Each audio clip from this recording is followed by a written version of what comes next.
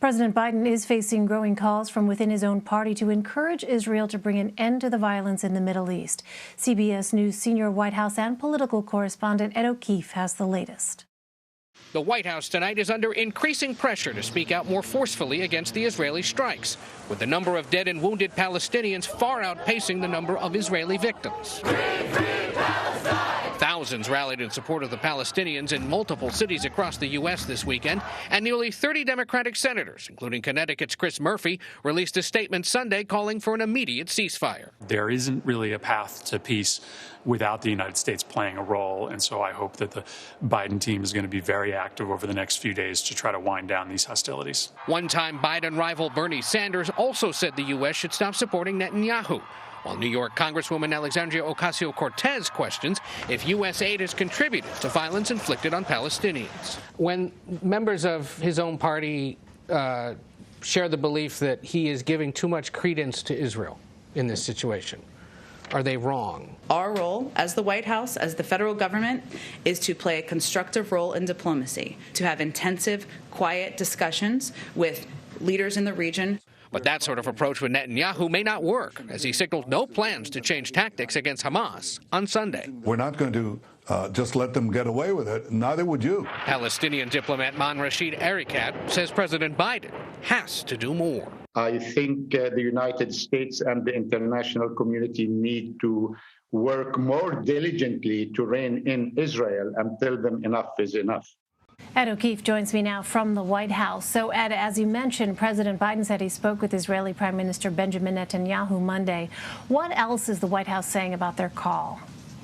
Well, this was the second one they've had since Saturday, and it's, essentially a part of an ongoing push by the administration to talk to not only the Israelis and the Palestinians, but also other leaders across the Middle East. The White House statement points out that Egypt is also helping to try to broker some kind of a ceasefire. What's most interesting, though, is that in this latest statement from the White House, as we say here, reading out the call, it mentions again that the president reiterated that Israel has a right to defend itself, but buried further down in the write-up is the fact that he is now calling for a ceasefire. And that's notable because most of today, Democrats across his party were calling on him to actually do that and to make that a bigger part of his outreach to Israeli and Palestinian leaders. It says, among other things, he encouraged Israel to make every effort to ensure the protection of innocent civilians, and that the two leaders discussed progress in Israel's military operations against Hamas and other terrorist groups in Gaza. In essence, it seems that the president's trying to keep the Israeli leader close to him and engaged with him as they try to figure out exactly how this ends. But clearly, the White House now being dragged into something it doesn't necessarily want to engage on as it tries to steer U.S. foreign policy away from these long simmering, hard to solve conflicts like that in the Middle East, and more to ones that they believe are far more impactful on the U.S. future, and that, of course, would be things like countering the rise of China. You mentioned, Ed, that pressure. A growing number of lawmakers was calling for a ceasefire, including Senate Majority Leader Chuck Schumer and the chairman of the Senate Foreign Relations Committee, Senator Bob Menendez. Just how much pressure was the Biden administration facing from lawmakers on Capitol Hill, and how much pressure does the administration continue to face on Capitol Hill? They're going to continue to face it based on this description of what happened today, because he's not calling for a full-throated ceasefire and not, apparently, at least in their public statements, criticizing or calling out the Israelis for how many Palestinian civilians have been killed. Of course, the Israeli argument is, look, Hamas embeds itself into these communities, these tightly packed urban areas, and so civilian casualties are inevitable the way that they set up themselves there. But the administration hearing it from Democrats on all ends, which I think is what's most notable. You mentioned, for example, Chuck Schumer and Bob Menendez, two more moderate.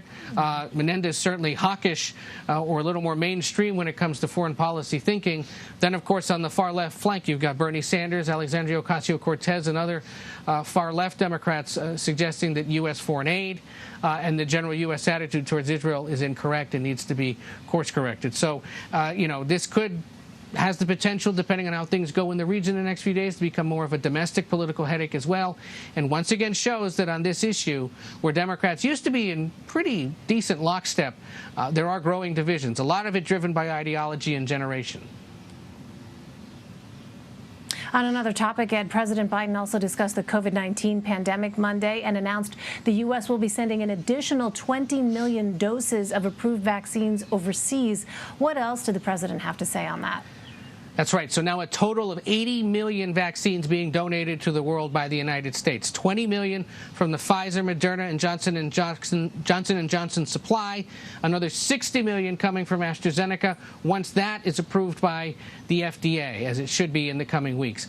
The argument the White House makes is that now the United States will have donated 5 times more than any other country to the rest of the world in terms of vaccine supply, calling out Russia and China, who've been doing it and been doing it much more quickly and publicly than the United States. But the president notably, and again, this speaks to priorities about foreign policy and where the focus is at this White House at least, talked about how coming out of this pandemic is emblematic of the sort of democracies versus autocracies conflict that he sees happening around the world. And he argued that it will be democracies that lead the world out of the pandemic, and that the United States will lead those democracies by being able to do what it's done here, vaccinate a majority of its country, and then have enough left over to donate tens of millions and ultimately probably much more to the developing world that's going to need it. Where exactly these doses are going, that remains to be seen. The White House says we'll learn more about that in the coming days. Remember, 4 million doses of AstraZeneca have already been donated to Mexico and Canada. Some is also going to India. There's been medical relief sent to Brazil amid the big uptick they had there. Don't be surprised if some of the donations go to Central America and maybe even more to Mexico ahead of Vice President Harris's trip there early next month. Looking ahead, Ed, Tuesday is the deadline the White House set for Republicans to deliver their counterproposal to the president's infrastructure plan. Where do talks between the White House and Congress currently stand? Well, nobody said they're over or that they're done with, and that, I suppose, is all that you really need in terms of progress, the sign that they're still talking. We expect to learn more from the White House and from the Republicans who came over for that meeting this week about where they sit now on proposed changes to the proposals that have been made. Remember, the president's looking for about $4 trillion in spending. The Republicans countered with about $568 billion in just traditional infrastructure spending. Somewhere in the middle might they meet? We'll see. Tomorrow is one deadline, but really the end of next week as we head into the Memorial Day break is probably a bigger deadline. And as White House Press Secretary Jen Psaki said today, that's about 2 weeks. 2 weeks is a lifetime in American politics.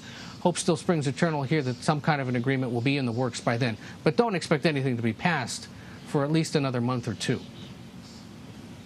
All right, Ed O'Keefe. Thanks so much, Ed. Take care.